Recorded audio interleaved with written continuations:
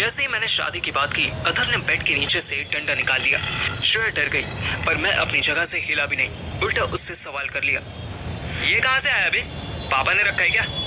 अबे पता नहीं किसने रखा है, पर ये मैं तेरे पिछवाड़े पर जरूर रख दूंगा, मैं बता रहा हूँ। श्रेया कुछ बोलने वाली थी, मैंने उसे इशारे से रोका। दो दोस्त के बीच में अगर कोई लड़की बोलने लगती तो मामला बहुत खराब हो जाता। रुक जा, थम जा, ओवर रिएक्ट मत कर। पहले ये बता, मेरी शादी करने से तू क्यों परेशान हो रहा है? क्या?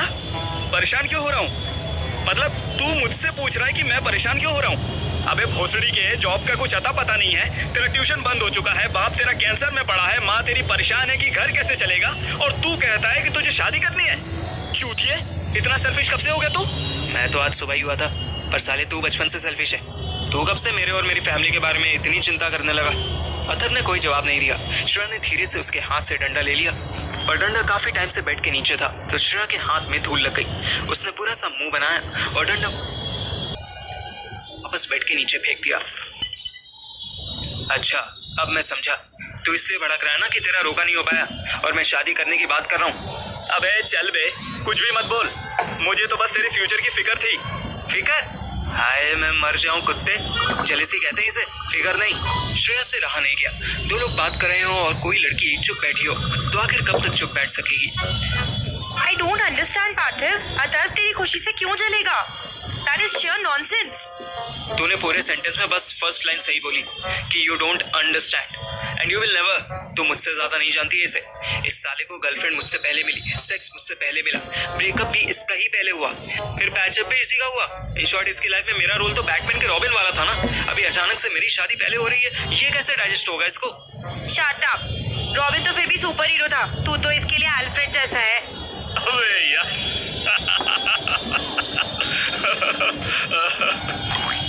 अतर मुझे चिढ़ाने के लिए थोड़ी ओवर एक्टिंग करते हुए हंसा, पर मुझे बुरा नहीं लग रहा था। मुझे अब किसी की कोई बात बुरी नहीं लग रही थी। मेरा गोल क्लियर था, मेरा ऑब्जेक्टिव सेट था। I want to marry the love of my life, that's it. असली सही कह रही है श्रेया, मैं तेरा बटलर ही सही, पर बाबू अब नहीं हूँ, अब तू मेरा। क्या मैं तेरा बे? हाँ, तू मुझे अपना नौकर बनाएगा? भोसड़ी की पूरी बात तो सुन ले। मैं कह रहा हूँ कि अब तो मेरा उतना ही बराबर दोस्त रहेगा जितना मैं तेरा हूँ। इक्वालिटी, और इस इक्वालिटी थीम को अप्लाई करने के लिए आज तू मेरी हेल्प करेगा। हम सुहानी को घर से भगाएंगे। अबे चल बे चल, और काहे की इक्वालिटी है? मैंने तुझसे कभी कहा कि चल श्रेया को भगाते हैं? हाँ बोलना। और ये भगाने का आइडिया तेरे दिमाग में आया कैसे? तूने द नोटबुक देख ली क्या? नहीं देखी नहीं, पढ़ ली। मतलब किसकी नोटबुक पढ़ ली? नोटबुक नहीं, कोई बुक बता रहा था ये, मुझे भी पढ़ने के लिए कह रहा था, बट हिंदी में थी, so you know my Hindi reading strength. कौन सी बुक थी बे? 1 करोड़ की बॉटल, तो भी पढ़ ले। इनफैक्ट तुम दोनों भी हमारे साथ ही शादी कर लो। इम्पॉसिबल। मैं तब तक अथर्व से कोई रिलेशन नहीं रखूंगी जब तक कि हमारे पेरेंट्स को सब कुछ सच नहीं बता देता। सुना तूने? ये तो जवाब है इसका। हाँ, इसको बता कि मोनू सिर्फ बकवास कर रही थी, उसके पेट में बच्चा नहीं, बस एक गांठ थी। What? Nonsense. पक्का तुम लोगों ने कोई रिपोर्ट्स वगैरह चेंज करवा दी होगी, वरना कोई लड़की ऐसे क्यों खुद को pregnant. Shut up Shreya, enough. Fact जान लो कि वो ट्रांसफॉर्मर है, उसने रिसेंटली चेंज करवाया है, इसलिए फिलहाल उसका प्रेग्नेंट होना इम्पॉसिबल है। सेकंड, तू चाहती क्या है? जो हो गया वो हो गया ना, अब सेटल होना है कि नहीं? नहीं, मुझे नहीं होना अभी सेटल। तो फिर ये पेरेंट्स को सच बताओ, न्यूज़पेपर में सच छपवाओ, गली में हल्ला मचाओ, ये सब नौटंकी क्यों? सीधे बोलने की हिम्मत कर। श्रेया ने कोई जवाब नहीं दिया। अतर कभी मेरा चेहरा देखता, कभी श्रेया का फेस देखता। ऐसा है, तुम लोगों का मैटर बाद में डिस्कस करेंगे। अभी मुझे एक लड़की भगानी है और उसके बाद होने वाले पंगे के लिए रेडी रहना है। सो आई नीड योर हेल्प। भाई भाई मेरे, मतलब तू कैसे उसे? होगा देखा जाएगा, तू साथ है कि नहीं ये बता बस। अच्छा, अगर मैं मना करूंगा तो तू अपनी शादी पोस्टपोन करेगा? बता। नहीं, नेवर। अरे ऐसा क्या है यार उस बुक में? बहन जो, तब तो मेरा भी पढ़ने का मन होने लगा है। इतनी मोटिवेशनल किताब है क्या? वो भी विस्की बॉटल के टॉपिक पे। Ditto. I am also curious now. ए पार्थू, उसकी स्टोरी तो बताना, क्या है ऐसा उसमें? अभी स्टोरी नहीं, प्लान बताने का टाइम है। इजी सिंपल सा प्लान। दोनों मेरे पास आकर सुनने लगे।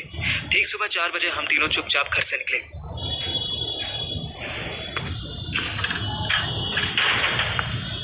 इधर हम घर से निकल रहे थे और उधर ट्रक का पीछा करते करते जयपुर पहुंचा कबीर अच्छा खासा हंगामा कर चुका था। पहले उसे यही लगा कि ट्रक वाले ने हमें छुपाया हुआ होगा। इत्तेफाक की बात थी कि ट्रक वाला ऑलरेडी 6 घंटे लेट चल रहा था, इसलिए उसने रास्ते में भी कहीं खाने पीने के लिए गाड़ी नहीं रोकी।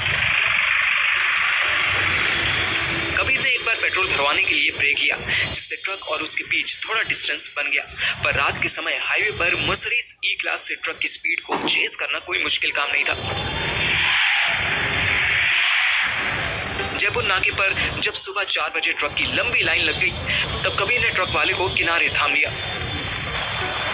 ट्रक वाले को तब तक उसके मालिक ने फोन्स के बारे में नहीं बताया था, इसलिए बेचारा रोता गिड़गिड़ाता रहा कि उसकी गाड़ी में कोई इंसान नहीं था। पर कबीर नहीं माना। उसने वही तिरपाल हटवाया और देखा अंदर सदर बाजार से खरीदी हुई जड़ी बूटियों के थैले रखे हुए थे। कबीर ट्रक के अंदर घुसकर तलाशी लेने लगा। कबीर ने अपना डिवाइस चेक किया तो ट्रैकिंग लोकेशन इसी ट्रक की शो हो रही थी। उसने तिरपाल को अच्छे से टटोला तो उसमें फंसे पॉलिथीन में बंधे 2 आईफोन दिख गए। कबीर को अपनी बुद्धि पर तरस आने लगा। उसने गुस्से में ट्रक की बॉडी पर ही एक मुक्का मार दिया।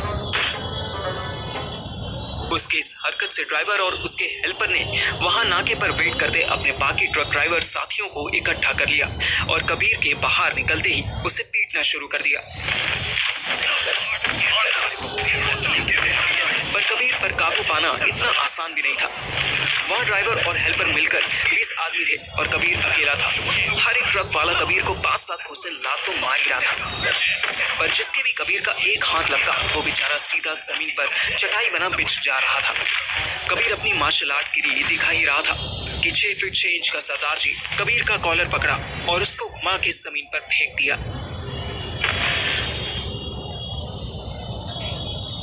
इस सरदार जी की देखा देखी में और लोगों को भी हिम्मत आ गई और गुस्से में होश खोए बैठे कबीर को जी भर के धोया।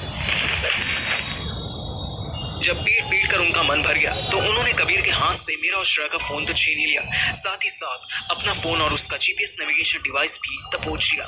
इसके बाद उनके पास एक ही ऑप्शन बचा था। उन्होंने कबीर को नाके पर खड़ी पुलिस को सौंप दिया और बताया कि ये उनकी ट्रक से चोरी कर रहा था। पुलिस वालों ने अधमरे कबीर को हॉस्पिटल भेज दिया, पर जो हवलदार उसे एम्बुलेंस में हॉस्पिटल ले जा रहे थे, उनके मन में लालच आ गया। उसने कबीर की जेब में जैसे थे सब निकाल लिए। पैसों के साथ साथ ही एक अजीब सा पेजर जैसा डिवाइस भी निकला। हवलदार से बेध्यानी में उसका लाल बटन दब गया। बटन पर SOS लिखा था। कबीर की हालत से बेखबर हम तीनों 4:10 पर सुहानी के घर के सामने थे। हवा में ठंडक थी। ऐसा लग रहा था जैसे कुछ ही देर पहले बारिश बंद हुई थी। हम तीनों कार से बाहर निकले, खड़े हो गए।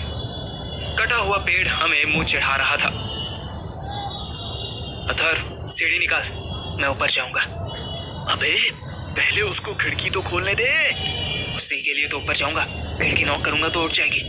क्या तूने उसको बताया भी नहीं है क्या कि तू उसे लेने आ रहा है? Are you mad? तू इतनी बकचोदी कर रहा था, तेरे पास एक कॉल करने का टाइम नहीं लगा। Easy calm down. हम तीनों में कोई जीनियस है तो वो मैं ही हूँ, इसलिए अपने डैडी को मत सिखाओ तुम दोनों। सुहानी का फोन उसकी मम्मी ने छीन कर लॉकर में रख दिया है, इसलिए कॉल नहीं किया। अरे डम्बो, मैं उसके घर चली जाती ना। मैं पहले ही गाय की तरह नाम इस सर हिलाने लगा। वो भी पॉसिबल नहीं। गुंजन आंटी ने मुझसे, अथर से, तेरे से और पिंकी से मिलने पर भी रोक लगा दी है। फुल हिटलर कैंप बना हुआ है इसका घर। ओह, पर वो भागने के लिए रेडी नहीं हुई तो? अरे तो क्या, कल फिर से आके ट्राई मारेंगे। और वैसे भी हम तो खाली बैठे हैं ना इसके लिए। बैटमैन साहब, आप आराम से चेक कर लीजिए। अगर बेबी उठती है तो ठीक है, नहीं तो अलार्म बजा के उठा देना आप। मुझे अतर्फ की किसी सरकाज़म पर हंसी नहीं आ रही थी। मेरा बस एक ही मकसद था, मुझे अपनी गुलगुली से शादी करनी थी। तो टेंशन मत ले, वो सोई ही नहीं होगी। श्रेया की गाड़ी से फोल्डेबल लैडर निकालकर मैंने खिड़की पर लगाई और बिना सोचे सीधे ऊपर चढ़ गया। मैंने 2 बार ही नॉक किया था कि खिड़की खुल गई, पर खिड़की खोलने वाली सुहानी नहीं बल्कि गुंजा आंटी थी। ओह तुम! उनके चिल्लाने से घबराहट में मेरा एक पैर सीढ़ी से फिसल गया।